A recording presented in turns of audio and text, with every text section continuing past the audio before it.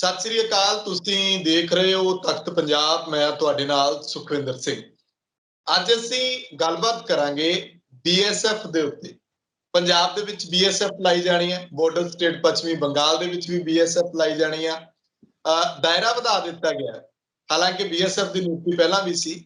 ਦਾਇਰਾ ਵਧਾਉਣ ਨੂੰ ਲੈ ਕੇ ਸਿਆਸਤ ਦੇ ਵਿੱਚ ਕਾਫੀ ਚਰਚਾਵਾਂ ਨੇ, ਆਮ ਲੋਕਾਂ ਦੇ ਵਿੱਚ ਚਰਚਾਵਾਂ ਨੇ, ਜਿਹੜੇ ਉਹਨਾਂ ਜ਼ਿਲ੍ਹਿਆਂ ਦੇ ਲੋਕ ਨੇ ਉਹਨਾਂ ਦੇ ਵਿੱਚ ਚਰਚਾਵਾਂ ਨੇ। ਕੋਈ ਅੰਮ੍ਰਿਤਸਰ ਦਾ, ਕੋਈ ਹੋਰ ਬਾਰਡਰ ਏਰੀਆ ਜਿਵੇਂ ਫਿਰੋਜ਼ਪੁਰ ਹੋ ਗਿਆ, ਉਹ ਸਭ ਵਾਲੇ ਪਾਸੇ ਦਾ ਆ। ਉਹਨਾਂ ਦੇ ਵਿੱਚ ਚਰਚਾ ਇਹ ਕਿ BSF ਦੇ ਜ਼ਰੀਏ ਕੇਂਦਰ ਪੰਜਾਬ ਦੇ ਵਿੱਚ ਕਬਜ਼ਾ ਜਮਾਉਣ ਦੀ ਕੋਸ਼ਿਸ਼ ਕਰ ਰਿਹਾ। ਇਹਦੇ ਪਿੱਛੇ ਸੱਚ ਕੀ ਹੈ, ਉਸ ਲਈ ਅਸੀਂ ਗੱਲਬਾਤ ਕਰਾਂਗੇ। ਮੇਰੇ ਨਾਲ ਮੇਜਰ ਗੁਰਦੀਪ ਸਿੰਘ ਸਮਰਾ ਮੌਜੂਦ ਨੇ। ਸਭ ਤੋਂ ਪਹਿਲਾਂ ਜਾਣਾਂਗੇ ਕਿ ਮੇਜਰ ਸਾਹਿਬ ਕਿੱਥੇ ਕਿੱਥੇ ਪੋਸਟਿੰਗ ਰਹੇ, ਕਿਸ ਤਰ੍ਹਾਂ ਉਹਨਾਂ ਨੇ ਸੇਵਾਵਾਂ ਨਿਭਾਈਆਂ, ਤਾਂ ਕਿ ਪਤਾ ਲੱਗ ਸਕੇ ਕਿ ਜ਼ਮੀਨੀ ਹਕੀਕਤ ਕੀ ਆ। ਕਿਉਂਕਿ ਜਿਨ੍ਹਾਂ ਕੋਲ ਉਸ ਲਾਈਨ ਦਾ ਤਜਰਬਾ ਹੈ ਉਹਨਾਂ ਨੂੰ ਪਤਾ ਹੁੰਦਾ ਹੈ ਕਿ ਆਖਿਰਕਾਰ BSF ਦਾ ਪੰਜਾਬ ਦੇ ਵਿੱਚ ਜਾਂ ਬਾਰਡਰਾਂ ਦੇ ਵਿੱਚ ਦਾਇਰਾ ਵਧਾਉਣ ਦੇ ਨਾਲ ਕੀ ਪੰਜਾਬ ਨੂੰ ਕੋਈ ਖਤਰਾ ਹੈ ਜਾਂ ਫਿਰ ਇਸ ਉੱਤੇ ਸਿਆਸਤ ਹੋ ਰਹੀ ਹੈ, ਇਹਦੇ ਮਾਇਨੇ ਕਿੱਦਾਂ ਕੱਢੇ ਜਾਣ। ਸਵਾਗਤ ਹੈ ਤੁਹਾਡਾ Samra Sahib. Thank you very much Sukhwinder ji. मैं सिर्फ इन्ना ही कहना चाहूँगा शुरुआत कि इत्थे अग छोटी हुंदी है, धुआं बहुत ज़्यादा, पोलिटिकल धुआं ज़्यादा उठदा है। क्योंकि अपनी पॉलिटिक्स किसी दूसरे बंदे दा लॉजिक नहीं, उन्हों अपोज करने वास्ते काम करती है। चाहे कोई सही भी होवे, उन्हों भी अपोज करने की एक आदत है। सब तो पहला तो मैं ये दसना चाहूँगा, मैं एक इन्फेंट्री का अफसर हाँ। BSF साडी इन्फेंट्री जिहड़ी हुंदी है, ये सब तो अगे पैदल सेना है। असी टैंकां वाले नहीं हाँ, असी तोपखाने वाले नहीं, असी इन्फेंट्री दे अफसर हाँ जिहड़े कि असी अगे जमीन ते जाके मोर्चे फड़दे ने। बिल्कुल बॉर्डर दे उत्ते। मैं 1973 च कमीशन होया सी। मैं कश्मीर च नौकरी की है, मैं अरुणाचल च नौकरी की है, नागालैंड च नौकरी की है, राजस्थान च नौकरी की है, सारे बॉर्डर ते। मेरी लास्ट पोस्टिंग मैं 22 साल नौकरी करके आया। वो बिल इत्थे फिरोजपुर सी ते साडी जिम्मेवारी दा इलाका हुसैनी वाला सी। हुसैनी वाला विच भी जिवें अपने इधर अमृतसर बॉर्डर ते रात शाम को परेड होंदी है, उस तरह उत्थे भी परेड होंदी है। BSF का इलाका सी ना। इहदे विच जो कुछ चल रहा है, पहला तो आपां नूं ये समझना है कि BSF है की, किड्डी वड्डी फोर्स है। BSF एक 2,56,000 बंदियां दी ऑल ओवर इंडिया फोर्स है। 2,56,000 जिन्हां दा काम कुछ नॉर्थ ईस्ट दी स्टेटां 10-12 छोटी छोटियां उन्हां स्टेटां सिर्फ चाइना के बॉर्डर नूं छड्ड के, चाइना के बॉर्डर नूं छड्ड के बाकी सारे जगह ते बांग्लादेश उधरले पासे ये लगी हुई है। इहदे अलावा BSF पंजाब नूं ते राजस्थान नूं कवर करदी। हुण ये समझना पंजाब की जिहड़ी पुलिस की टोटल स्ट्रेंथ है, पंजाब एक छोटा जिहा स्टेट है, वो 70,000 पुलिस फोर्स है अपने कोल। नो BSF एक 2,56,000 पूरे ऑल ओवर कंट्री है। हुण जे अंडरस्टैंड करिए तां कि BSF दे किन्ने क जवान इधर लगे हुए ने। हुण इहदा भी आपां एक पहला इहदा एनालिसिस करना बहुत जरूरी है, किन्ना जवान किहड़े वेले किन्ना हाजिर हुंदा है। किसी भी फोर्स नूं जो डिप्लॉय करदे ने तां उहदे च उस दे वास्ते एक इलाका वंडिया जांदा है।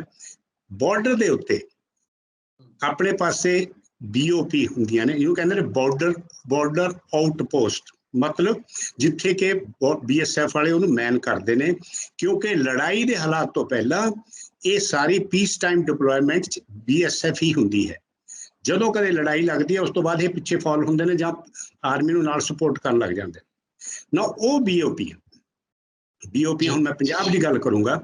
ਉਹ BOPਆਂ ਜਿਹੜੀ ਆਪਾਂ ਕੰਢੇ ਵਾਲੀ ਤਾਰ ਲਾਈ ਹੋਈ ਹੈ, ਬਿਜਲੀ ਵੀ ਛੱਡੀ ਹੋਈ ਹੈ, ਉਹਦੇ ਨਾਲ ਕੁਛ डिस्टेंस पे हो सकता है कि लैके जम्मू तो इधरले पासे तो राइट अप टू गंगानगर जिथे तक अपना पंजाब का इलाका बनता है, उत्थे पता नहीं कितनियां पोस्टां होणगियां, 50 होणगियां जां वध भी 100 भी हो सकती है ना। उत्थे घट्टो घट्ट उहदी तकरीबन एक सैक्शन की जो टैक्टिकली असीं सोचते हैं 10-11 बंदियां दी एक टुकड़ी हुंदी है जिहड़ी कि उत्थे डिप्लॉय है।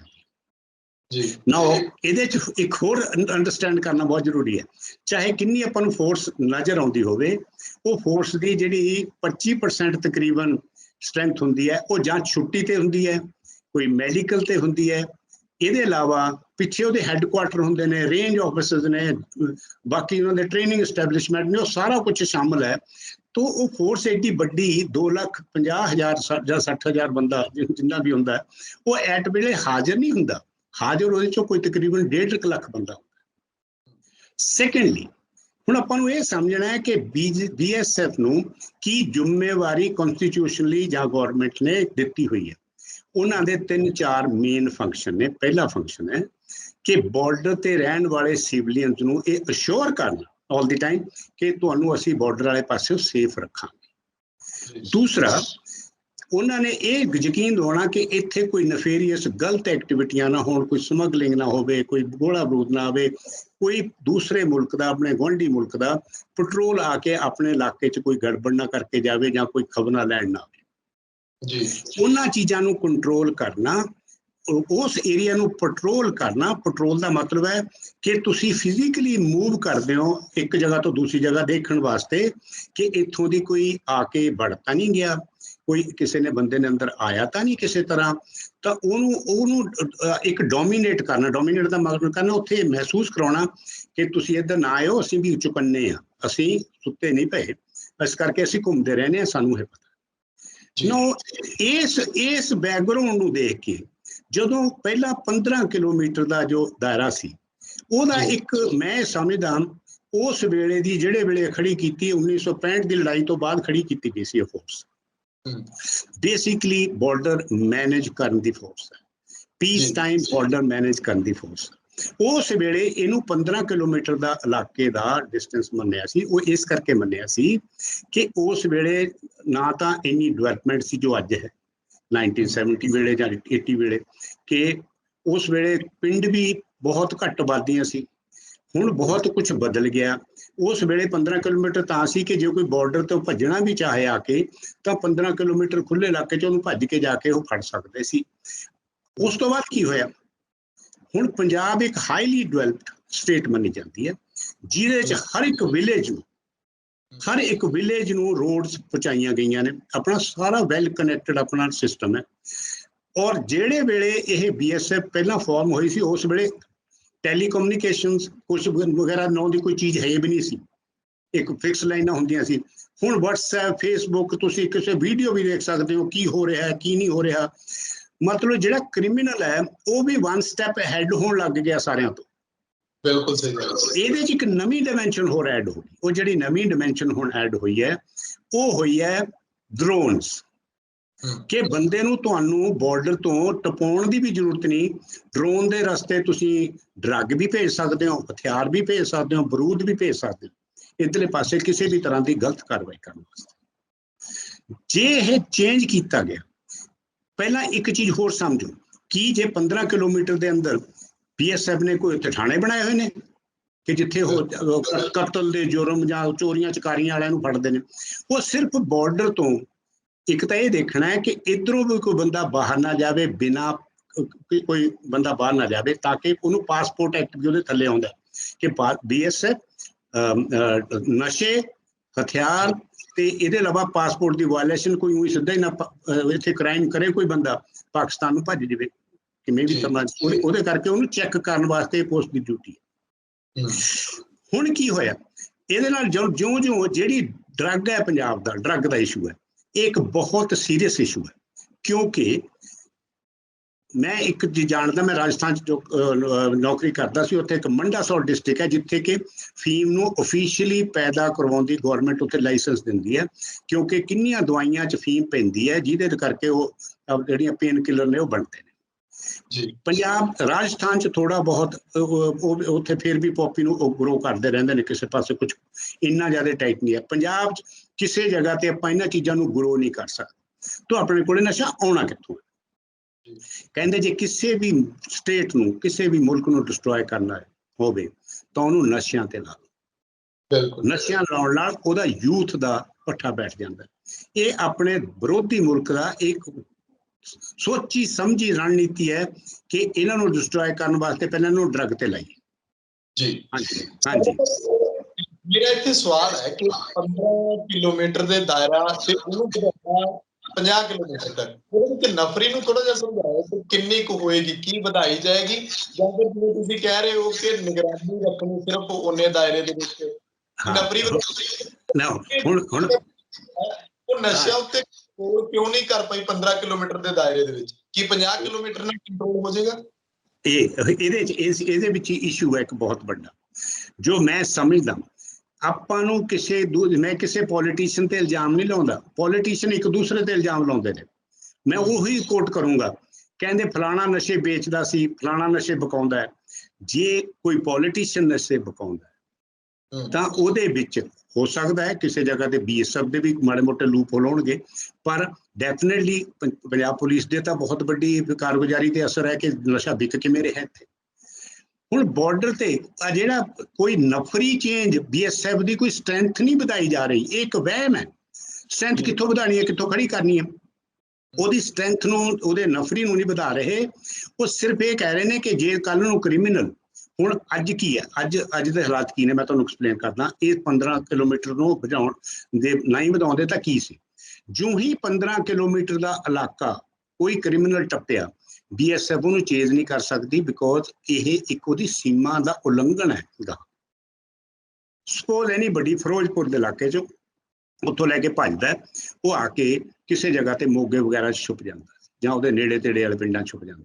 15 ਕਿਲੋਮੀਟਰ ਤੋਂ ਬਾਅਦ BSF ਨੂੰ ਤੁਸੀਂ ਇੱਥੇ ਕੀ ਕਰਨਾ ਆਏ ਹੋ ਜੀ, ਕਹਿ ਸਕਦੀ ਹੈ ਪੰਜਾਬ ਪੁਲਿਸ। ਹਾਲਾਂਕਿ ਜਿਹੜਾ ਟੋਟਲ ਇਹਨੂੰ, ਜੋ ਮੈਂ ਸਮਝਦਾ ਇਸ ਚੀਜ਼ ਨੂੰ, ਕ੍ਰਾਈਮ ਨੂੰ ਕੰਟਰੋਲ ਕਰਨ ਵਾਸਤੇ BSF ਨੇ ਕੀ ਕਰਨਾ, ਬੰਦਿਆਂ ਨੂੰ ਫੜਨਾ, ਜੇ ਆਉਂਦੇ ਨੇ ਉਹਨਾਂ ਤੋਂ ਨਸ਼ਾ ਪੱਤਾ ਫੜਨਾ, ਉਹਨੂੰ ਜ਼ਬਤ ਕਰਨਾ, ਜਾਂ ਹਥਿਆਰ ਨੇ ਉਹਨੂੰ ਜ਼ਬਤ ਕਰਨੇ ਨੇ। ਉਹਨਾਂ ਨੂੰ ਸਾਰਿਆਂ ਨੂੰ ਇੰਟੈਰੋਗੇਟ ਕਰਨਾ ਕਿ ਕਿਤੇ ਹੋਰ ਤਾਂ ਨਹੀਂ ਕੋਈ ਛੁਪਿਆ ਹੋਇਆ। ਉਹਨਾਂ ਨੂੰ ਚੰਗੀ ਤਰ੍ਹਾਂ ਛਾਣ ਕੇ, ਖੰਗਾਲ ਕੇ, ਫਿਰ ਉਦੋਂ ਬਾਅਦ ਉਹ ਕੇਸ ਸਟੇਟ ਪੁਲਿਸ ਨੂੰ ਹੈਂਡਓਵਰ ਹੁੰਦਾ। ਕੇਸ ਉਹਦੇ ਤੇ ਚਲਾਉਣਾ ਕਾਨੂੰਨੀ ਤੌਰ ਤੇ ਇੱਕ ਸਟੇਟ ਦੀ ਹੀ ਜ਼ਿੰਮੇਵਾਰੀ ਹੈ, ਜਾਂ ਦਿੱਲੀੋਂ ਜਿਵੇਂ ਨਸ਼ੇ ਦਾ ਮਾਲ ਤਾਂ NDPS ਜਿਹਨੂੰ ਕਹਿੰਦੇ ਨੇ ਆਪਾਂ, ਜਿਹੜਾ ਬੰਬੇ 'ਚ ਅੱਜ ਕੱਲ੍ਹ ਮਸ਼ਹੂਰੀ ਚੱਲ ਰਹੀ ਹੈ ਜਿਹੜੀ, ਉਹੀ ਸੰਸਥਾ ਉਹਨਾਂ ਨੂੰ ਫਿਰ ਗਾਹਾਂ ਚਾਰਜ ਸ਼ੀਟਾਂ ਬਣਾਉਂਦੀ ਹੈ। ਉਹਨਾਂ ਕੋਲੇ ਪਾਵਰਾਂ ਨੇ ਇਹਨਾਂ ਚੀਜ਼ਾਂ ਨੂੰ, ਉਹਨਾਂ ਬੰਦਿਆਂ ਨੂੰ ਕਨਵਿਕਟ ਕਰਾਉਣ ਦੀਆਂ, ਕਿਉਂਕਿ ਸਬੂਤ ਨਾਲ ਮਿਲ ਗਏ ਨਸ਼ੇ ਦੇ। ਇਹਦੇ ਇਲਾਵਾ ਉਹ ਸਾਰਾ ਕੁਝ ਹੋ ਗਿਆ, ਉਹ ਹੈਂਡਓਵਰ BSF ਨੇ ਉਹਨੂੰ ਕਰ ਦੇਣਾ, ਉਸ ਪਰਟੀਕੂਲਰ ਮਹਿਕਮੇ। ਜੇ ਕੋਈ ਹਥਿਆਰ ਆਏ ਨੇ ਤਾਂ ਹਥਿਆਰ ਉਹ ਦੇਖਣਾ, ਕਿ ਮਿਲਟਰੀ ਦੇ ਹਥਿਆਰ ਨੇ ਤਾਂ ਉਹਨਾਂ ਨੇ ਮਿਲਟਰੀ ਵਾਲਿਆਂ ਨੂੰ ਕਹਿਣਾ ਵੀ ਆਹ ਦੇਖੋ ਕੀ ਹੈ। ਜੋ ਵੀ ਕਨਵਿਕਸ਼ਨਾਂ ਹੋਣੀਆਂ ਨੇ ਉਹ ਕੋਰਟ ਆਫ ਲਾਅ 'ਚ ਹੁੰਦੀਆਂ ਨੇ। ਉਹ ਕੋਰਟ ਆਫ ਲਾਅ ਦੇ ਬਾਹਰ ਕੋਈ ਫੈਸਲੇ BSF ਕਰਨ ਵਾਸਤੇ ਇਹਨਾਂ ਚੀਜ਼ਾਂ ਇਨਵੋਲਵ ਨਹੀਂ ਹੋ ਸਕਦੀ, ਕਿ ਫਿਰ ਤਾਂ BSF ਉਸ ਕੰਮ 'ਚ ਪੈ ਜਾਊਗੀ ਜਿਹੜਾ ਕਿ ਉਹਨਾਂ ਦਾ ਕੰਮ ਹੈ ਨਹੀਂ। ਉਹਨਾਂ ਦਾ ਕੰਮ ਬਾਰਡਰ ਹੈ। ਹੁਣ 50 ਕਿਲੋਮੀਟਰ ਦਾ ਜੋ ਮੈਂ ਸਮਝਦਾ ਟੈਕਨੀਕਲੀ, ਕਿਉਂਕਿ ਮੋਬਿਲਿਟੀ ਬਹੁਤ ਜ਼ਿਆਦਾ ਹੋ ਗਈ, ਐਡੀਆਂ ਵਧੀਆ ਤੇਜ਼ SUV ਆ ਗਈਆਂ, ਸੜਕਾਂ ਦਾ ਜਾਲ ਬਣਿਆ ਪਿਆ ਕਿ ਬੰਦਾ ਭੱਜ ਲਿਆ ਬਾਰਡਰ ਤੋਂ ਲੈ ਕੇ ਕਾਫੀ ਸਾਰੀ ਡਰੱਗ, ਉਹਨੂੰ ਚੇਜ਼ ਕਰਦੇ ਕਰਦੇ ਉਹ 15 ਕਿਲੋਮੀਟਰ ਤੋਂ ਬਾਅਦ 50 ਕਿਲੋਮੀਟਰ ਦੇ ਜਾ ਕੇ ਉਹਨੂੰ ਫੜ ਲਿਆ। ਜੇ 50 ਕਿਲੋਮੀਟਰ ਤੋਂ ਆ ਜਾਣਗੇ BSF ਵਾਲੇ ਤਾਂ ਕੀ ਫਰਕ ਪਊਗਾ? ਦੂਸਰੀ ਗੱਲ, ਕੀ ਉਹਨਾਂ ਕੋਲੇ ਇੰਨਾ ਤਾਮਝਾਮ ਹੈ ਕਿ ਇੱਕ ਸਟੇਟ ਦੀ ਸਾਰੀ ਪੁਲਿਸ ਨੂੰ ਉਹ ਜ਼ੀਰੋ ਕਰ ਦੇਣ? ਕਿੱਥੋਂ ਆਊਗਾ ਤਾਮਝਾਮ? ਕਿਹੜੀ ਚੀਜ਼ ਹੈ? ਕੀ ਕੋਈ ਉਹਨਾਂ ਨੇ ਉਹਦੀਆਂ ਡਿਊਟੀਆਂ 'ਚ ਚੇਂਜ ਕੀਤਾ? ਮੈਂ ਉਹ ਪੂਰੀ ਪੜ੍ਹੀ ਹੈ ਜਿਹੜੀ ਨੋਟੀਫਿਕੇਸ਼ਨ ਆ, ਉਹਦੇ 'ਚ ਉਹਨਾਂ ਦੀ ਡਿਊਟੀਆਂ 'ਚ ਕੁਝ ਚੇਂਜ ਨਹੀਂ ਕੀਤਾ ਕਿ ਉਹ ਤੋਂ ਤੁਹਾਡੀ ਡਿਊਟੀ ਆ ਹੋਗੀ ਕਿ ਤੁਸੀਂ ਪੰਜਾਬ ਪੁਲਿਸ ਦੇ ਉੱਤੇ ਬੌਸ ਲੱਗ ਜਾਓਗੇ, ਕਿਸੇ ਜਗ੍ਹਾ ਨਹੀਂ ਕਿਹਾ। ਇਹ ਬੇਸਿਕਲੀ ਇਲ ਇਨਫੋਰਮਡ, ਮਤਲਬ ਕਿ ਲੋਕਾਂ ਨੂੰ ਭਰਮਾਇਆ, ਪੋਲੀਟਿਕਸ ਕਰਨਾ। ਬਿਕੋਜ਼ ਇਹ ਨਹੀਂ ਹੈ ਕਿ ਪੋਲੀਟਿਕਸ ਸਹੀ ਚੱਲਦੀ ਹੈ ਜਾਂ ਗਲਤ ਚੱਲਦੀ ਹੈ, ਪਰ ਪੋਲੀਟਿਕਸ ਹਮੇਸ਼ਾ ਆਪਦੇ ਫਾਇਦੇ ਲਈ ਚੱਲਦੀ ਹੈ। ਪੋਲੀਟਿਕਸ ਸਹੀ ਟਰੁੱਥ ਲਈ ਨਹੀਂ ਚੱਲਦੀ। ਆਹ ਆਪਣੀ ਕਮਜ਼ੋਰੀ ਹੈ ਸ਼ਾਇਦ ਐਜ਼ ਏ ਨੇਸ਼ਨ। ਸਮਰਾ ਸਾਹਿਬ, ਇਹਦੇ ਵਿੱਚ ਜਿਹੜੀ ਚਰਚਾ ਕਿ ਕਿਤੋਂ ਵੀ ਤਲਾਸ਼ੀ ਲਈ ਜਾ ਸਕਦੀ ਹੈ, ਤੁਹਾਡੇ ਘਰਾਂ ਤੱਕ ਵੜ ਜਾਣਗੇ, ਜਿਵੇਂ ਸਿਆਸਤਦਾਨ ਕਹਿ ਰਹੇ ਨੇ ਕਿ ਸਾਡੀਆਂ ਧੀਆਂ ਭੈਣਾਂ ਜਿਹੜੀਆਂ ਉਹ ਕਿਸ ਤਰ੍ਹਾਂ ਸੇਫ ਰਹਿਣਗੀਆਂ ਜੇ BSF 50 ਕਿਲੋਮੀਟਰ ਤੱਕ ਆ ਜਾਏਗੀ, ਇਹਨੂੰ ਵੀ ਕਲੀਅਰ ਕਰਿਓ। ਤੇ ਨਾਲ ਇੱਕ ਹੋਰ ਜਿਹੜੀ ਚਰਚਾ, ਇਹ ਵੀ ਮੈਂ ਨਾਲ ਸਵਾਲ ਜੋੜ ਦਿਆਂ ਕਿਉਂਕਿ ਆਪਣੀ ਚਰਚਾ ਜਿਹੜੀ ਹੈ ਉਹ ਇਸ ਉੱਤੇ ਲੰਮੀ ਵੀ ਹੋ ਸਕਦੀ ਆ। ਕਿ ਦੂਜਾ ਕਿਹਾ ਜਾਂਦਾ ਹੈ ਕਿ ਇੱਕ ਹੋਰ ਜਿਹੜੀ ਚਰਚਾ ਕਿ ਇਧਰੋਂ ਦੇ ਚੀਨ ਵੱਲੋਂ ਅਟੈਕ ਹੋ ਜੇ ਜੀ, ਜਾਂ ਕਿਸੇ ਪਾਕਿਸਤਾਨ ਵੱਲੋਂ ਅਟੈਕ ਹੋ ਜੇ, ਤਾਂ ਸਰਹੱਦੀ ਸਟੇਟਾਂ ਦੇ ਵਿੱਚ ਜੇ ਹੋਰ ਸਰਕਾਰ ਤੋਂ ਪਰਮਿਸ਼ਨ ਲੈਣ ਤੋਂ ਬਿਨਾਂ ਫੌਜ ਉੱਥੇ ਆਪਣੀ ਕਾਰਵਾਈ ਨਹੀਂ ਕਰ ਸਕਦੀ। ਇਸ ਕਰਕੇ ਕਹਿੰਦੇ ਜ਼ਰੂਰੀ ਹੋ ਜਾਂਦਾ ਹੈ ਕਿ BSF ਦਾ ਦਾਇਰਾ ਵਧਾਇਆ ਜਾਏ। ਇਹਨਾਂ ਦੋਨਾਂ ਸਵਾਲਾਂ ਦੇ ਜਵਾਬ ਪਹਿਲੀ ਗੱਲ ਤਾਂ ਇੱਕ ਚੀਜ਼ ਸਮਝੋ, ਇਹਦੇ ਚ ਚਾਈਨਾ ਬਾਰਡਰ ਚ ਪਾਕਿਸਤਾਨ ਨਾਲ ਲੜਾਈ ਵੇਲੇ ਜਦੋਂ ਲੜਾਈ ਲੱਗਦੀ ਹੈ ਤਾਂ ਉਸ ਵੇਲੇ BSF ਦਾ ਰੋਲ, BSF ਇੱਕ ਨਾ, ਇੱਥੇ ਲੋਕਾਂ ਨੂੰ ਸਮਝਣਾ ਬਹੁਤ ਜ਼ਰੂਰੀ ਹੈ। ਹਰ ਇੱਕ ਫੋਰਸ ਦੀ ਇੱਕ ਰਿਸਪੌਂਸਿਬਿਲਿਟੀ ਹੈ। ਇੱਕ ਪੀਸ ਟਾਈਮ ਗਾਰਡਿੰਗ ਫੋਰਸ ਹੈ ਜਿਹਦਾ ਕੰਮ ਹੈ ਬਾਰਡਰ ਨੂੰ ਗਾਰਡ ਕਰਨਾ। ਲੜਾਈ ਲੜਨਾ, ਲਾਸਟ ਮੈਨ ਲਾਸਟ ਬੁੱਟ, ਅਖੀਰ ਆਦਮੀ ਅਖੀਰਲੀ ਗੋਲੀ, ਉਹ ਸਿਰਫ ਫੌਜ ਦਾ ਕੰਮ ਹੈ। BSF ਦੀ ਮੈਂਡੇਟ ਨਹੀਂ ਹੈ। ਜੇ ਕੱਲ ਨੂੰ ਲੜਾਈ ਲੱਗਦੀ ਹੈ ਤਾਂ ਫੌਜ ਅੱਗੇ ਮੋਰਚਿਆਂ 'ਚ ਲੱਗ ਜਾਂਦੀ ਹੈ ਤੇ BSF ਪਿੱਛੇ ਹਟ ਜਾਂਦੀ ਹੈ, ਤਾਂ BSF ਦਾ ਉੱਥੇ ਕੀ ਰੋਲ ਰਹਿ ਜਾਊਗਾ ਜੀ? ਇੰਡੀਅਨ ਆਰਮੀ ਦਾ ਪੂਰਾ ਦਾਇਰਾ ਪੂਰੇ ਇੰਡੀਆ ਦੇ ਅੰਦਰ ਹੈ। ਇੰਡੀਅਨ ਆਰਮੀ ਤਾਂ ਉਹਨਾਂ ਨੇ ਲਾਈ ਨਹੀਂ ਇੱਥੇ, ਉਹ ਜਿਹੜੀ ਲੱਗੀ ਹੋਈ ਆ ਉਹ ਜਗ੍ਹਾ ਜਗ੍ਹਾ ਪਹਿਲਾਂ ਹੀ ਆਰਮੀ ਲੱਗੀ ਹੋਈ ਆ। ਉਹ ਤਾਂ ਸਮਾਂ ਤੇ ਪਹਿਲਾਂ ਹੀ ਆਪਾਂ ਇੰਨੇ ਕੁ ਟਰੂਪਸ ਇੱਥੇ ਰੱਖਦੇ ਹਾਂ ਤਾਂ ਕਿ ਜੇ ਪਾਕਿਸਤਾਨ ਕੋਈ ਸ਼ਰਾਰਤ ਵੀ ਕਰਨਾ ਚਾਹੇ ਤਾਂ ਆਪਾਂ ਉਹਨੂੰ ਕਰਨ ਨਾ ਦੇਈਏ। ਆਪਾਂ ਇਸ ਤਰ੍ਹਾਂ ਦੇ ਪਹਿਲਾਂ ਹੀ ਫੌਜ ਦੇ ਇੰਨੇ ਬੰਦੋਬਸਤ ਹੁੰਦੇ ਨੇ ਕਿ ਕੋਈ ਸਾਨੂੰ ਇੱਥੇ ਉਹ ਕਿਤੇ ਸੁੱਤਿਆਂ ਪਿਆਂ ਨੂੰ ਨਾ ਫੜ ਲਏ। ਸਾਡੀ ਫੌਜ ਦਾ ਇੱਥੇ ਬੰਦੋਬਸਤ ਹੀ ਕੋਈ ਨਹੀਂ ਸੀ। ਉਹ ਚੀਜ਼ ਦੀ ਆਰਮੀ ਦੀ ਪੂਰੀ ਰਿਸਪੌਂਸਿਬਿਲਿਟੀ ਰਹਿੰਦੀ ਹੈ। ਇਹ ਬਿਲਕੁਲ ਹੀ ਜਿਹੜਾ ਕਿਹਾ ਜਾ ਰਿਹਾ ਵੀ ਜੇ ਲੜਾਈ ਲੱਗ ਜੀ, ਹੁਣ ਜੇ ਘਰਾਂ 'ਚ ਜਾ ਕੇ ਸਰਚ, ਸਪੋਜ਼ ਜੇ ਕਿਸੇ ਧੀਆਂ ਭੈਣਾਂ ਦਾ ਅੱਜ ਤੱਕ ਕੀ BSF ਤੇ ਕਿੰਨੀਆਂ ਕੁ ਧੀਆਂ ਭੈਣਾਂ ਛੇੜਨ ਦੇ, ਮੈਂ ਤਾਂ ਕੋਈ ਪੜ੍ਹਿਆ ਨਹੀਂ ਇਹੋ ਜਿਹਾ ਖਬਰਾਂ। ਜੇ ਤੁਸੀਂ ਕਿਸੇ ਨੇ ਪੜ੍ਹੀਆਂ ਨੇ ਤਾਂ ਦੱਸੋ। BSF 15 ਕਿਲੋਮੀਟਰ ਦੇ ਅੰਦਰ ਵੀ ਤਾਂ ਲੇਡੀਜ਼ ਰਹਿੰਦੀਆਂ। ਇਨਫੈਕਟ ਜਿਹੜੀਆਂ 15 ਕਿਲੋਮੀਟਰ ਦੇ ਅੰਦਰ ਰਹਿੰਦੇ ਨੇ ਟੱਬਰ, ਉਹ ਤਾਂ ਜ਼ਿਆਦਾ ਵਿਚਾਰੇ ਨੇ ਹੱਥੇ ਨੇ, ਬਿਕੋਜ਼ ਉੱਥੇ ਬਾਰਡਰ ਦੇ ਨੇੜੇ ਤਾਂ ਉਹਨਾਂ ਕੋਲ ਤਾਂ ਸਾਜੋ ਸਮਾਨ ਵੀ ਘੱਟ ਹੈ। ਬਿਲਕੁਲ। ਬੇਸਿਕਲੀ ਕੀ ਹੈ, ਹੁਣ ਜਿਹੜੇ ਸਮਗਲਰ ਨੇ, ਉਹ ਸਮਗਲਰ ਅੱਜ ਕੱਲ ਛੋਟੇ ਮੋਟੇ ਸਮਗਲਰ ਨਹੀਂ, ਇਹ ਵੱਡੇ ਵੱਡੇ ਰਿਚ ਨੇ ਜਿਨ੍ਹਾਂ ਦੀਆਂ ਪੌਕਟਾਂ 'ਚ ਬਹੁਤ ਜ਼ਿਆਦਾ ਪੈਸੇ ਨੇ। ਬਿਕੋਜ਼ ਡਰੱਗਸ ਇੱਕ ਬਹੁਤ ਹੀ ਪ੍ਰੋਫਿਟੇਬਲ ਧੰਦਾ ਹੈ। ਉਹਨੂੰ ਚਲਾਉਣ ਵਾਲਿਆਂ ਦਾ ਨੈਟਵਰਕ ਬਹੁਤ ਵੱਡਾ ਹੈ। ਹੁਣ ਜੇ ਨੈਟਵਰਕ ਵੱਡਾ ਹੈ ਤਾਂ ਨੈਚੁਰਲੀ ਉਹਨੂੰ ਟੈਕਲ ਕਰਨ ਵਾਸਤੇ ਤੁਹਾਨੂੰ ਬੰਦੋਬਸਤ ਕਰਨੇ ਪੈਣੇ। ਇਹ ਡਰੋਨ ਕਰਕੇ ਹੋ ਸਕਦਾ। ਮੈਂ ਇਹ ਸਮਝਦਾ ਕਿ ਕੋਈ ਜਿਹੜਾ ਡਰੋਨ ਹੈ ਉਹ ਤੋਂ ਕਾਫੀ ਅੱਗੇ ਤੱਕ ਹਥਿਆਰ ਛੱਡ ਕੇ ਜਾ ਸਕਦਾ ਹੈ। ਇਹ ਜਿਹੜੀ ਇੰਪਲੀਕੇਸ਼ਨ ਆਈ ਹੈ, ਇਹਦੇ ਕਰਕੇ ਵੀ ਹੋ ਸਕਦਾ ਹੈ ਕਿ ਦਿੱਲੀ ਵਾਲਿਆਂ ਨੇ ਇਹ ਸੋਚਿਆ ਵੀ ਜੇ ਡਰੋਨ 15 ਕਿਲੋਮੀਟਰ ਤੋਂ ਅੱਗੇ ਜਾ ਕੇ ਗਿਰ ਗਿਆ, ਉੱਥੇ ਉਹ ਹਥਿਆਰ ਛੱਡਤਾ ਤਾਂ BSF ਤੁਹਾਨੂੰ ਸਾਹਮਣੇ ਸਾਧੀ, ਉਹ ਚਲੋ 50 ਕਿਲੋਮੀਟਰ ਕਰ।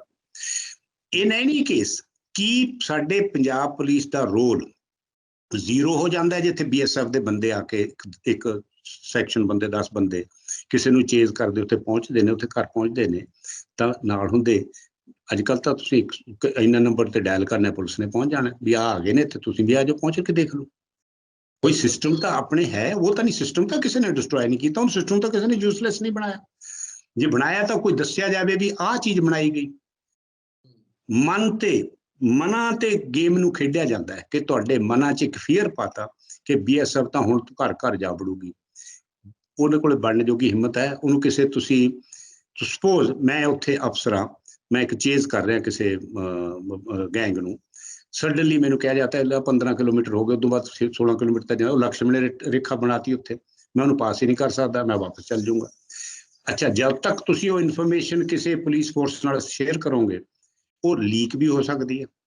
ਨੰਬਰ 2, ਉਹ ਕੋਈ ਕਰਪਸ਼ਨ ਕਰਕੇ ਉਹ ਤੋਂ ਫਾਇਦਾ ਵੀ ਉਠਾਇਆ ਜਾ ਸਕਦਾ। ਬਿਕੋਜ਼ ਆਫਟਰ ਆਲ ਜੇ ਡਰੱਗ ਇੰਨੀ ਮਹਿੰਗੀਆਂ ਵਿਕਦੀਆਂ ਨੇ ਤਾਂ ਕਿਸੇ ਨੂੰ ਦੇਣ ਲੈਣ ਵਾਸਤੇ ਪੈਸੇ ਵੀ ਤਾਂ ਬਹੁਤ ਜ਼ਿਆਦਾ ਹੁੰਦੇ ਹੋਣਗੇ ਬੰਦੇ। ਇਹ ਵੀ ਪੋਸੀਬਲੀ ਹੋ ਸਕਦਾ। ਯੂ ਸੀ, ਇਹ ਜਿਹੜੇ ਹੈਪੋਥੈਟੀਕਲ ਮਨਾਂ ਦੇ ਜਿਹੜੇ ਸਵਾਲ ਨੇ, ਮਨਾਂ ਦੇ ਸਵਾਲਾਂ ਦਾ ਜਵਾਬ ਕੋਈ ਨਹੀਂ ਦੇ ਸਕਦਾ। ਰਿਐਲਿਟੀ ਤੇ ਕੀ ਜ਼ਮੀਨ ਤੇ ਕੋਈ ਐਡਾ ਵੱਡਾ ਚੇਂਜ ਦਿੱਤਾ ਗਿਆ, ਉਹਨੂੰ ਪਾਵਰ ਹੀ ਇਹਨੇ ਦਿੱਤੀਆਂ ਕਿ ਉਹਨਾਂ ਨੇ ਕਿਸੇ DGP ਦੀ, ਕਿਸੇ DIG ਦੀ, ਕਿਸੇ ਪੰਜਾਬ ਪੁਲਿਸ ਦੇ ਅਫਸਰ ਦੀ ਗੱਲ ਨਹੀਂ ਸੁਣੀ। ਇਹ ਕਿਵੇਂ ਹੋ ਸਕਦਾ? ਇੱਕ ਹੌਲਦਾਰ ਜਾਂ ਇੱਕ ਸਟਾਰ ਵਾਲਾ ASI ਲੈਵਲ ਦਾ ਕੋਈ BSF ਦਾ ਅਫਸਰ ਆ ਕੇ ਕੀ ਉਹ ਸਾਰਿਆਂ ਨੂੰ ਕੁਝ ਕਹਿ ਸਕਦਾ ਵੀ ਨਹੀਂ ਮੈਂ ਤਾਂ ਤੁਹਾਡੇ ਉੱਤੋਂ ਦੀ ਹਾਂ, ਤੁਸੀਂ ਕੁਝ ਨਹੀਂ ਕਰ ਸਕਦੇ? ਇਹ ਕਿਵੇਂ ਹੋ ਸਕਦਾ? ਇਹ ਤਾਂ ਕਿਸੇ ਹੋ ਨਹੀਂ ਸਕਦਾ। It is not possible. ਤੋ ਇਸ ਕਰਕੇ ਇਹ ਮੈਂ ਤਾਂ ਇਹ ਸਮਝਦਾ ਕਿ ਸ਼ੋਰ ਜ਼ਿਆਦਾ ਹੈ, ਰਿਐਲਿਟੀ ਘੱਟ ਹੈ। ਜਿਹੜਾ ਇਹਦੇ ਵਿੱਚ ਸਮਰਥ ਸਾਹਿਬ, ਜਦੋਂ ਅਸੀਂ ਦੂਜੇ ਬਾਰਡਰ ਸਟੇਟਾਂ ਦੀ, ਗੁਜਰਾਤ ਦੀ ਗੱਲ ਕਰੀਏ, ਉੱਥੇ 80 ਤੋਂ 50 ਕਰਨਾ, ਇਹਨੂੰ ਕਿੱਦਾਂ ਦੇਖਦੇ? ਸਿਆਸਤ ਵੀ ਹੋ ਰਹੀ ਹੈ ਕਿ ਪੱਛਮੀ ਬੰਗਾਲ ਦੇ ਵਿੱਚ BJP ਨੂੰ ਸਰਕਾਰ ਉਹ ਸੂਟ ਨਹੀਂ ਬਹਿੰਦੀ, ਮਮਤਾ ਬੈਨਰਜੀ ਦੀ ਹੈ।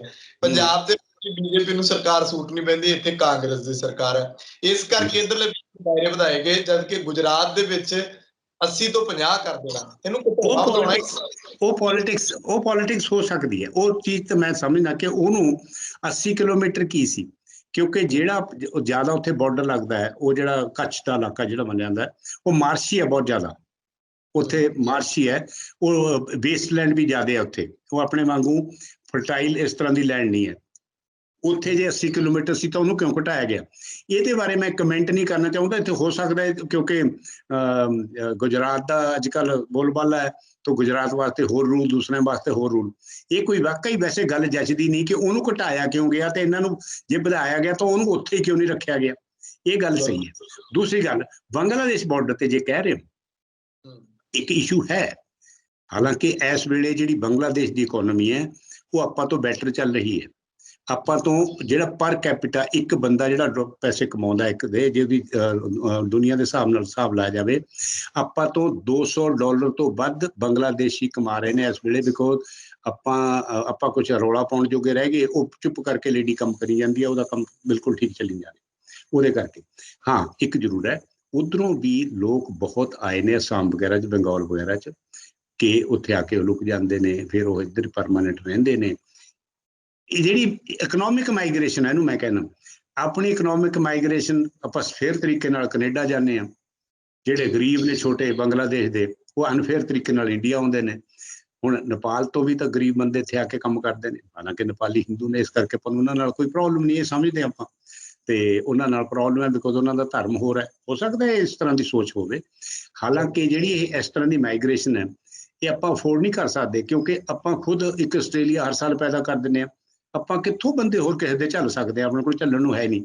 ਮੈਂ ਤਾਂ ਈਵਨ ਜਿਹੜੇ ਕੁਝ ਕਾਨੂੰਨ ਚੇਂਜ ਕੀਤੇ ਨੇ ਕਿ ਫਲਾਣੇ ਮੁਲਕ ਤੋਂ ਫਲਾਣਾ ਹਿੰਦੂ ਵੀ ਆ ਜਾਏ, ਫਲਾਣਾ ਵੀ ਆ ਜਾਏ, ਉਹ ਯਾਰ ਤੁਹਾਡੇ ਪਹਿਲਿਆਂ ਨੂੰ ਤਾਂ ਰੋਟੀ ਇੱਥੇ ਦੇ ਲਓ, ਜਿਹਨੂੰ ਕਿਹਨੂੰ ਬੁਲਾਓਗੇ ਦੂਸਰੇ ਮੁਲਕਾਂ 'ਚੋਂ, ਆਪਾਂ ਨਹੀਂ ਬੁਲਾ ਸਕਦੇ ਕਿਸੇ ਨੂੰ। ਆਪਣੇ ਕੋਲੇ ਆਪਣਿਆਂ ਵਾਸਤੇ ਵੀ ਪੂਰਾ ਸਾਜੋ ਸਮਾਨ ਨਹੀਂ ਹੈ। ਹੰਗਰ ਇੰਡੈਕਸ ਤੇ ਆਪਾਂ 101 ਤੇ ਪਹੁੰਚ ਗਏ ਹਾਂ, ਆਪਣੇ ਥੱਲੇ ਤਾਂ ਸਿਰਫ ਕੁਝ ਅਫਰੀਕਾ ਦੇ ਮੁਲਕ ਜਾਂ ਬਹੁਤ ਥਰਡ ਕਲਾਸ ਮੁਲਕ ਰਹਿ ਗਏ, ਆਪਾਂ ਤੋਂ ਨੇਪਾਲ ਤੇ ਪਾਕਿਸਤਾਨ ਵੀ ਅੱਗੇ ਨਿਕਲ ਗਏ। ਇਸ ਕਰਕੇ ਇਹਨਾਂ ਦੀਆਂ ਗੱਲਾਂ ਜਿਹੜੀਆਂ ਨੇ ਇਹ ਬੇਸਿਕਲੀ ਪੋਲਿਟਿਕਸ ਜ਼ਿਆਦਾ ਹੈ, ਰਿਐਲਿਟੀ ਘੱਟ ਹੈ। ਬਿਲਕੁਲ ਸਮਰਤ ਸਾਹਿਬ, ਮੇਰੇ ਧਿਆਨ ਦੇ ਵਿੱਚ ਸਵਾਲ ਆਇਆ ਕਿ ਜਦੋਂ ਅਸੀਂ ਬੀਐਸਐਫ ਦੀ ਸਿਕਿਉਰਿਟੀ ਦੀ ਗੱਲ ਕਰਦੇ ਹਾਂ ਤਾਂ ਇੱਧਰ ਪੰਜਾਬ ਵਾਲੇ ਪਾਸੇ ਬੀਐਸਐਫ ਦੇ ਲੂਪ ਹੋਲ, ਜਿਵੇਂ ਤੁਸੀਂ ਗੱਲ ਕੀਤੀ ਕਿ ਲੂਪ ਹੋਲ ਹੈਗੇ ਨੇ, ਲੂਪ ਹੋਲ ਬਾਕੀ ਸਟੇਟਾਂ ਦੇ ਵਿੱਚ, ਬਾਰਡਰਾਂ ਦੇ ਵਿੱਚ ਜਿੱਥੇ ਬੀਐਸਐਫ ਲੱਗੀ ਹੈ ਉੱਥੇ ਵੀ ਹੋਣੇ, ਉੱਥੋਂ ਦੇ ਜਿਹੜੇ ਪੁਲਿਸ ਹੈ ਉਹਨਾਂ ਦੇ ਵਿੱਚ ਵੀ ਲੂਪ ਹੋਲ ਹੋਣੇ, ਇਹਦੇ ਤੋਂ ਆਪਾਂ ਕਿਨਾਰਾ ਨਹੀਂ ਕਰ ਸਕਦੇ। ਜੇ 15 ਕਿਲੋਮੀਟਰ ਤੱਕ ਲੂਪ ਹੋਲ ਦੇ ਉੱਤੇ ਜਿਹੜਾ ਧਿਆਨ ਨਹੀਂ ਦਿੱਤਾ ਗਿਆ ਤਾਂ 50 ਕਿਲੋਮੀਟਰ ਦਾਇਰਾ ਦੇ ਨਾਲ ਤੁਹਾਨੂੰ ਨਹੀਂ ਲੱਗਦਾ ਕਿ ਉਹ ਖੇਪ ਨਸ਼ੇ ਦੀ ਜਾਂ ਅੱਤਵਾਦੀ ਸਰਗਰਮੀਆਂ ਜਾਂ ਹਥਿਆਰਾਂ ਦਾ ਆਉਣਾ, ਡਰੋਨ ਦਾ ਆਉਣਾ, ਉਹਨਾਂ ਨੂੰ ਹੋਰ ਖੁੱਲ੍ਹਾ ਰਾਹ ਮਿਲ ਜਾਏਗਾ ਜਿਹੜੇ ਲੂਪ ਹੋਲ ਨੇ? ਚਾਹੀਦਾ ਇਹ ਨਹੀਂ ਕਿ ਕੇਂਦਰ ਨੂੰ ਚਾਹੀਦਾ ਕਿ ਇਹਨਾਂ ਨੂੰ ਪਹਿਲਾਂ ਇਹਨਾਂ ਦੇ ਨੱਥ ਕੱਸੀ ਜਾਏ, ਜਿਹੜੇ ਲੂਪ ਹੋਲ ਬਣੇ ਹੋਏ ਨੇ, ਭਾਵੇਂ ਉਹ ਪੁਲਿਸ ਦੇ ਵਿੱਚ ਨੇ, ਭਾਵੇਂ ਬੀਐਸਐਫ ਦੇ ਵਿੱਚ ਨੇ, ਭਾਵੇਂ ਹੋਰ ਸੁਰੱਖਿਆ ਏਜੰਸੀਆਂ ਦੇ ਵਿੱਚ ਨੇ।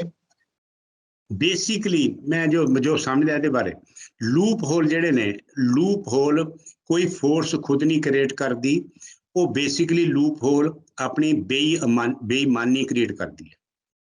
ਬੇਈਮਾਨ ਥਾਣੇਦਾਰ ਹੋਵੇ, ਬੇਈਮਾਨ ਉੱਥੇ ਬੀਐਸਐਫ ਦਾ ਕੋਈ ਅਫਸਰ ਹੋਵੇ, ਬੇਈਮਾਨ ਉਹਦੇ ਥੱਲੇ ਬੰਦੇ ਹੋਣ, ਤੋਂ ਬੇਈਮਾਨਾਂ ਨੂੰ ਤਾਂ ਬੇਈਮਾਨੀ ਤੋਂ ਸ਼ਾਇਦ ਹੱਡਾਂ 'ਚ ਵੀ ਹੈ, ਆਪਣੇ ਕੰਟਰੀ ਦਾ ਇਹ ਕਮਜ਼ੋਰੀ ਹੈ ਆਪਣੀ, ਆਪਾਂ ਇਹਨੂੰ ਭੱਜ ਨਹੀਂ ਸਕਦੇ ਇਸ ਚੀਜ਼ ਤੋਂ।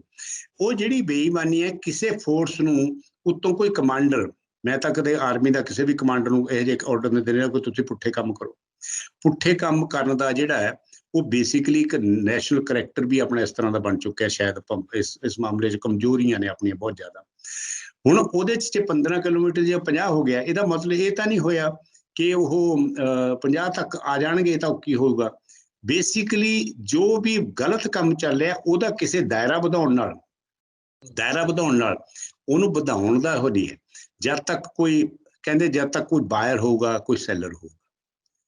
ਜੇ ਹੁਣ ਨਸ਼ੇ ਤੇ ਲੱਗੇ ਹੋਏ ਨੇ, ਉਹ ਨਸ਼ੇ ਤੇ ਜਿਹੜੇ ਲੱਗੇ ਹੋਏ ਨੇ ਉਹਨਾਂ ਨੂੰ ਕਿਸੇ ਨਾ ਕਿਸੇ ਪਾਸਿਓਂ ਕਿੱਥੋਂ ਹੈ ਇੰਨੀ ਹੈਰੋਇਨ ਤੇ ਆਉਂਦੀ ਕਿੱਥੋਂ ਹੈ?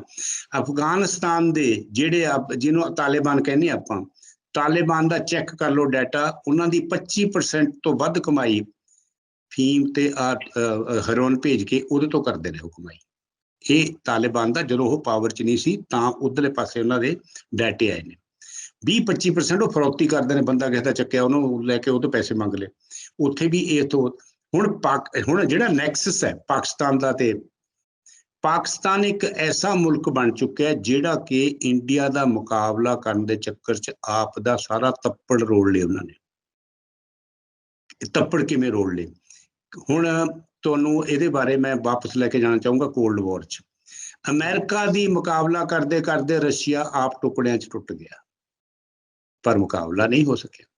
इवें जिवें इंडिया ने पाकिस्तान बाज नहीं आया 65 चो 71 च इंडिया ने 2 हिस्सों च वंडता। शायद पाकिस्तान आर्मी के 96,000 बंदे इत्थे कैद रहे। वो उस इंसल्ट नूं उत्थे दी पाकिस्तान आर्मी पाकिस्तान गौरमेंट नूं नहीं मैं कहूँगा बेसिकली उत्थे जिहड़ी सब तो वड्डी पावर का बेस है वो पाकिस्तान आर्मी है। वो जनरल अपनी उसनूं इंसल्ट समझते ने भी हुण तक साडे नाल इह बणिया सी।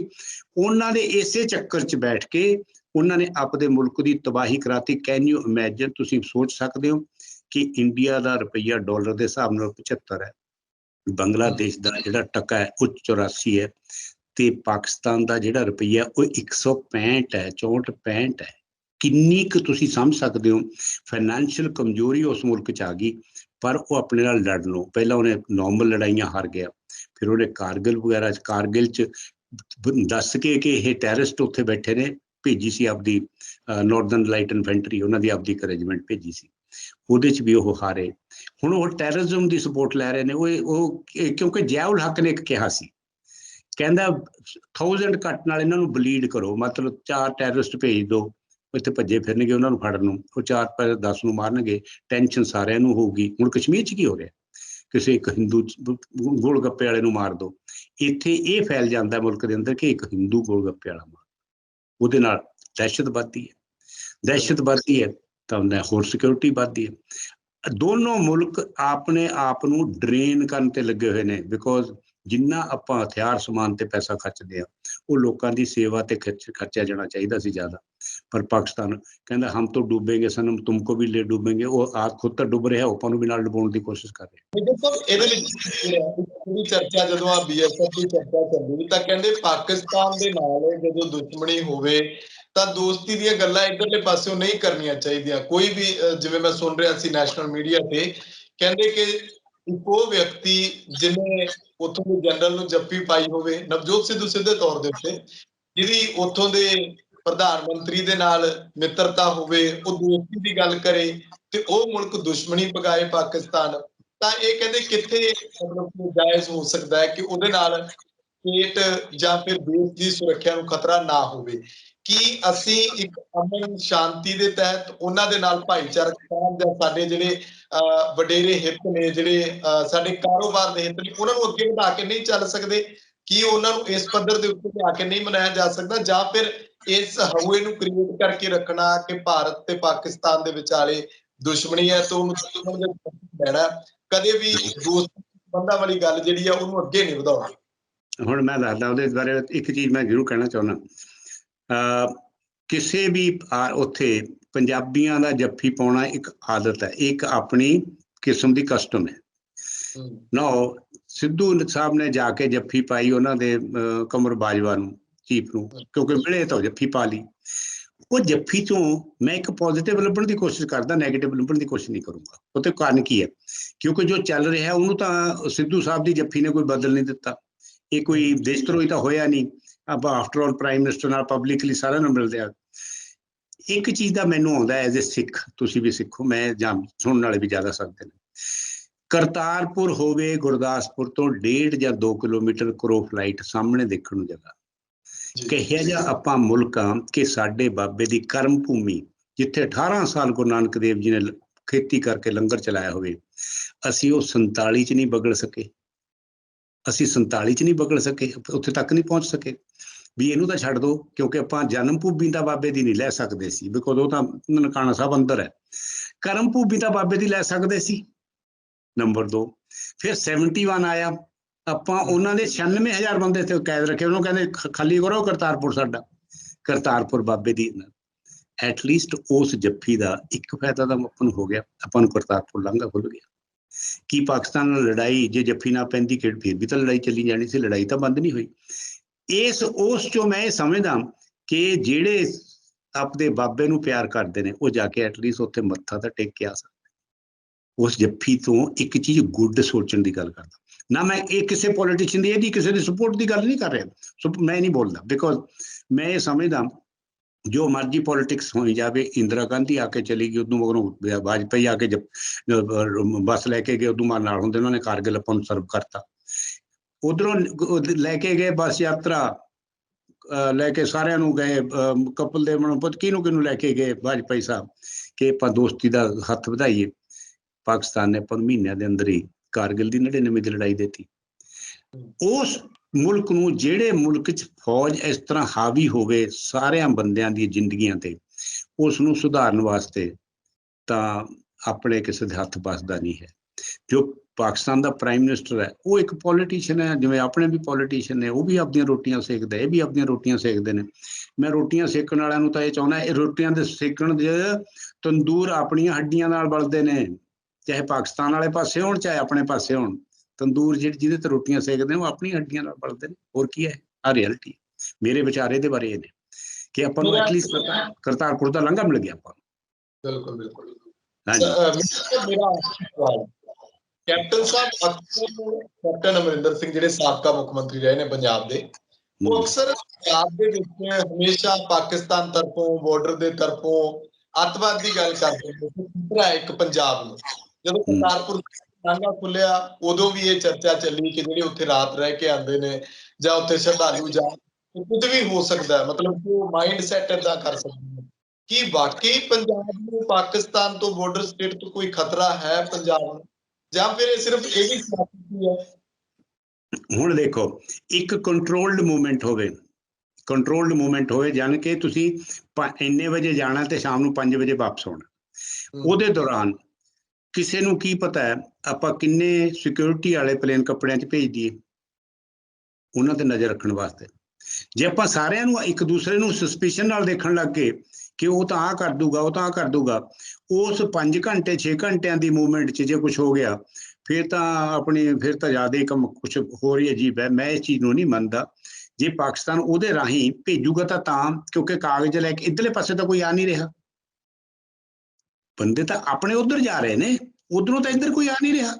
ਜਦੋਂ ਉਧਰੋਂ ਇੱਧਰ ਨਹੀਂ ਆ ਰਿਹਾ ਤਾਂ ਇੱਧਰੋਂ ਲੈ ਕੇ ਕੀ ਆਊਗਾ? ਜੇ ਆਪਣੇ ਬੰਦੇ ਨੂੰ ਉਧਰੋਂ ਕਿਸੇ ਨੇ ਖਰਾਬ ਕਰਨਾ ਹੈ ਤਾਂ ਫਿਰ ਠੀਕ ਹੈ, ਉਦੋਂ ਮਗਰੋਂ ਬੰਦਾ ਗੋਲੀ ਖਾਊਗਾ, ਉਹ ਤਾਂ ਆਪਾਂ ਕੀ ਕਰ ਸਕਦੇ ਹਾਂ।